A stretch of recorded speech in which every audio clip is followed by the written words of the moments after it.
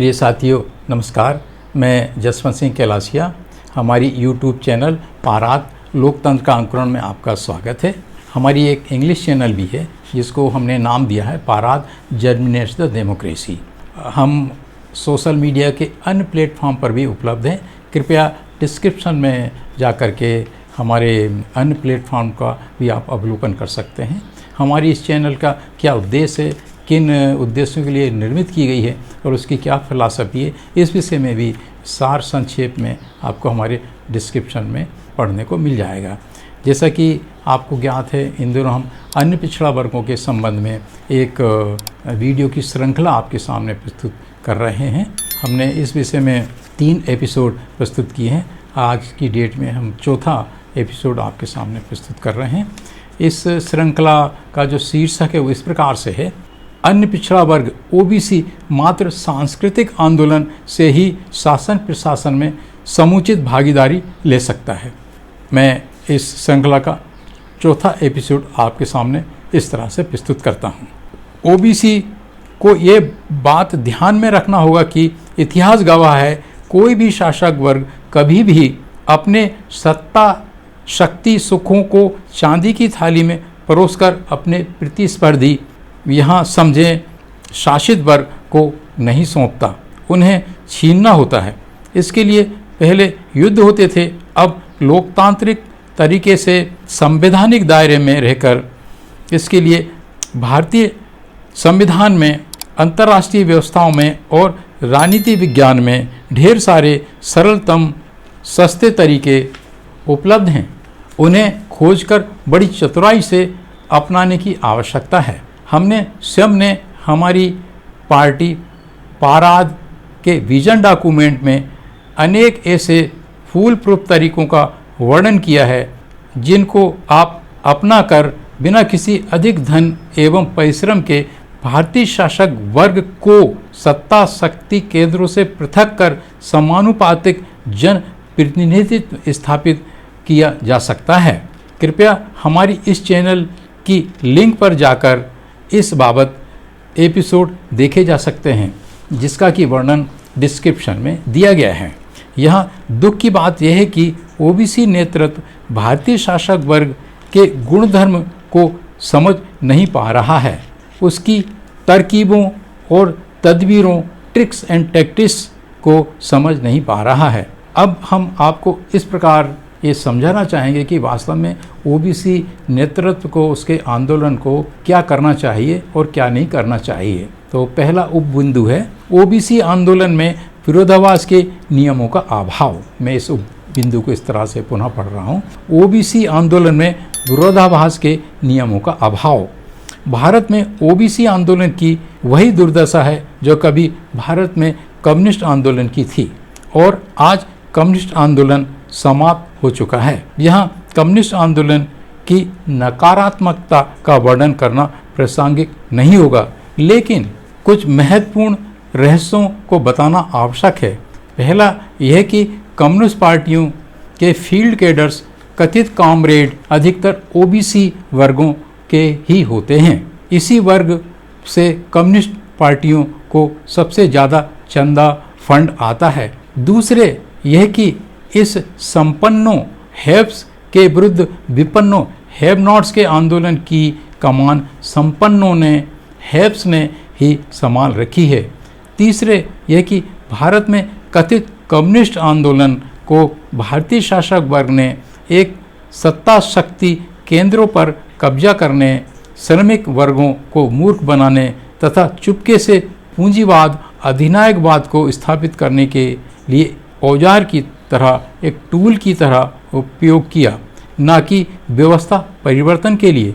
चौथा यह कि कम्युनिस्ट विचारधारा के तहत जो भी श्रमिक संगठन, ट्रेड यूनियन, कर्मचारी संगठन बने, उनकी मांग और आंदोलन वेतन भत्ता, बोनस, अन्य पदार्थीय लाभों में बढ़ोतरी कराने तक ही सीमित रहे। पांचवा टॉप सीक्रेट ये भी है कि इन सभी ट्रेड यूनियनों, श्रमिक संगठनों की कमान और शीर्ष नेतृत्व भी पूंजीवादी, अधिनायकवादी और पुरोहितवादी, धर्मांधतावादी लोग के हाथों में ही रहा।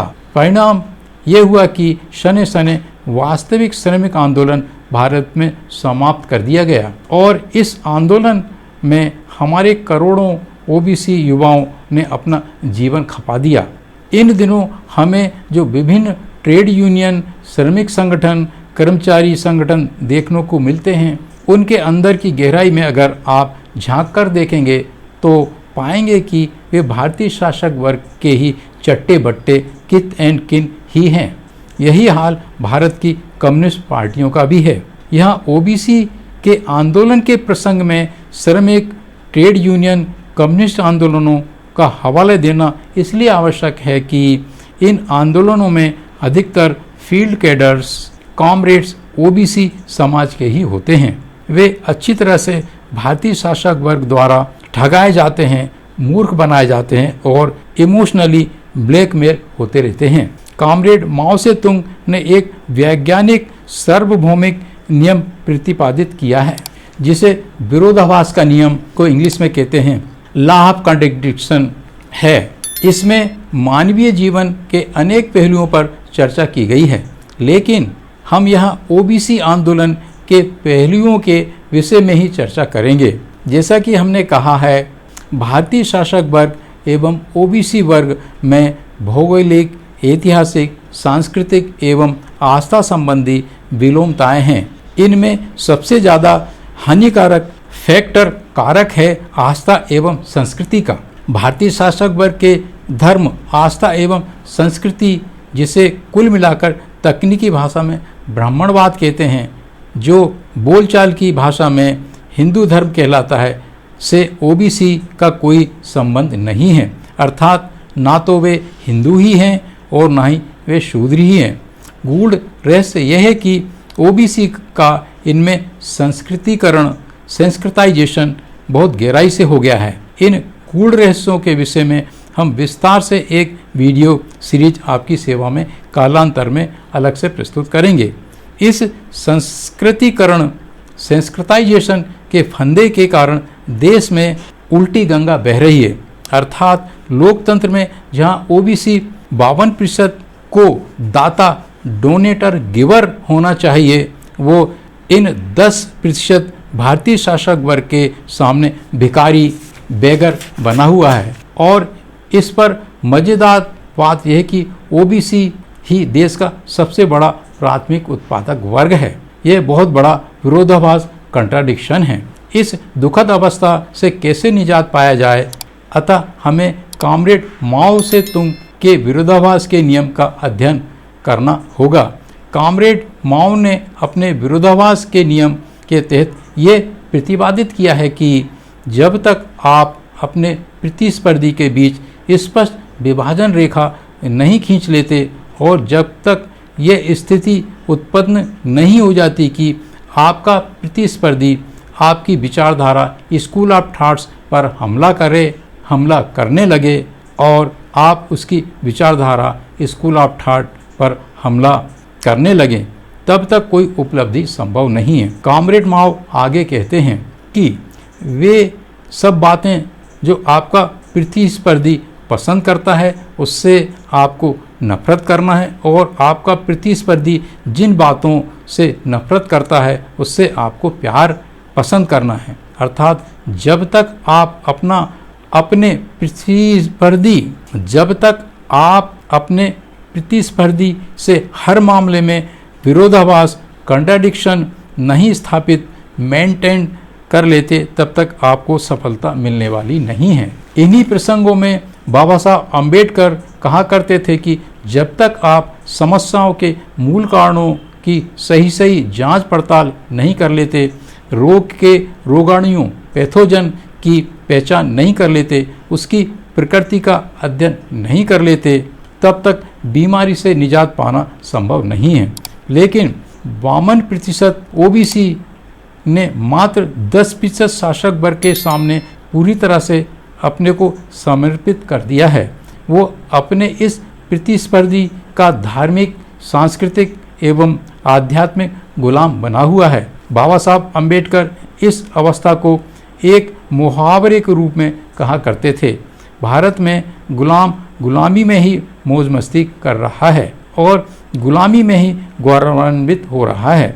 इस गुलामी की अवस्था के हजारों उदाहरण आपको देखने को मिल जाएंगे, जैसा कि मंदिरों, मेलों, धार्मिक आयोजनों, बाबाओं, अम्माओं के आश्रमों में, कावड़ यात्राओं में, कलश यात्राओं में, यज्ञों हवनों में आपको ओबीसी की ही भीड़ नजर आएगी।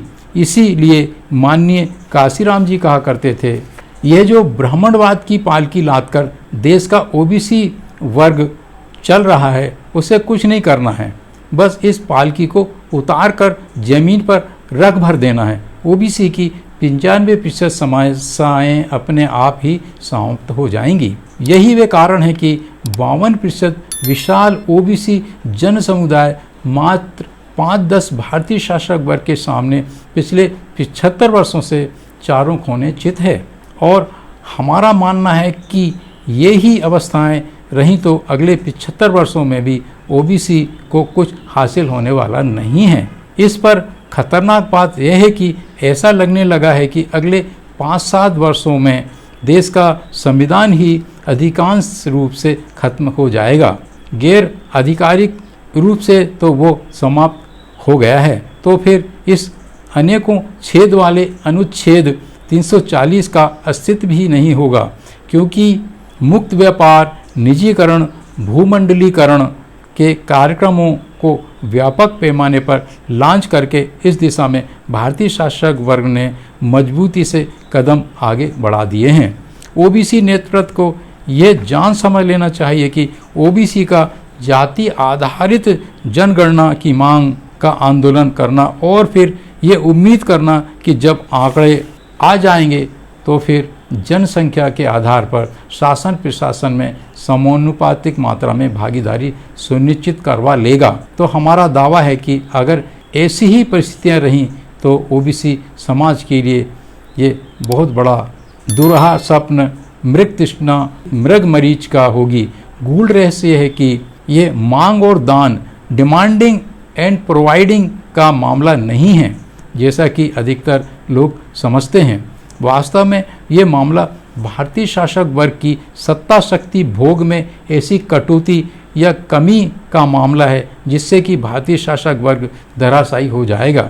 वो पहले से ही अनुसूचित जाति, अनुसूचित जनजातियों के आरक्षण से बहुत परेशान और चिंतित है।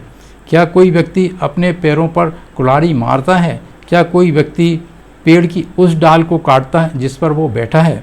वास्तव में ओबीसी के आरक्षण संबंधी प्रावधानों के और उनकी मांग के अनुसार लागू करना भारतीय शासक वर्ग के लिए ठीक उसी तरह से है जैसे कि अपने ही पैरों पर कुल्हाड़ी मारना और वृक्ष की उस डाल को काटना जिस पर वो बैठा है। साथ ही जैसा कि हमने पहले कहा है, इतिहास गवाह है, कोई भी शासक वर्ग सत्ता शक्ति केंद्र वैभव को चांदी की थाली में रखकर परोसता नहीं है, भेंट में नहीं देता है। सत्ता शक्ति वैभव को छीनना पड़ता है। प्रिय साथियों, इस प्रकार हमारा इस ओबीसी पर तैयार की गई श्रृंखला का चौथा भाग यहीं समाप्त होता है। हमारे साथ बने रहने और पूरा वीडियो देखने के लिए बहुत बहुत धन्यवाद। अगर आपको लगता है कि हम कुछ मौलिक बातों पर विचार विमर्श कर रहे हैं और हमारे कुछ विचार क्रांतिकारी हैं तो कृपया इस चैनल को लाइक करने का, सब्सक्राइब करने का और शेयर करने का कष्ट करें। हमारे साथ बने रहने के लिए पुनः धन्यवाद। नमस्कार।